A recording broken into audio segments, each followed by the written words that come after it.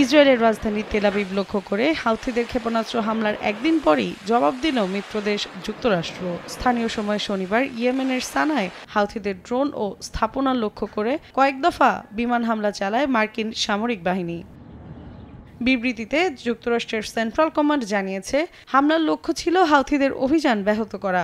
বিদ্রোহী গোষ্ঠীটি দীর্ঘদিন ধরে লোহিত সাগর, বাব আল মানদেব এবং এডেন উপসাগরে মার্কিন নৌবাহিনী এবং বাণিজ্যিক জাহাজে আক্রমণ চালাচ্ছিল।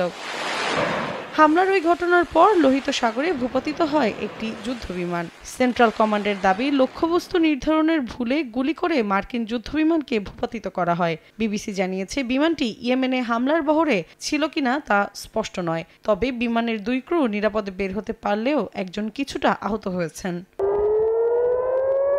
এর আগে শনিবার ভোরে ইসরায়েলের ভূখণ্ড লক্ষ্য করে ব্যালিস্টিক ক্ষেপণাস্ত্র হামলা চালায় হাউথি বিদ্রোহীরা। তাদের ক্ষেপণাস্ত্র হামলা ঠেকাতে ইসরায়েলের অত্যাধুনিক আকাশ প্রতিরক্ষা ব্যবস্থা আয়রন ডোম ব্যর্থ হয় বলে স্বীকার করে আইডিএফ। এ হামলায় ক্ষতিগ্রস্ত হয় পার্ক ও আবাসিক ভবন, আহত হয় বেশ কয়েকজন। হামলার পর নিরাপদে থাকার আহ্বান জানানো হয় বাসিন্দাদের।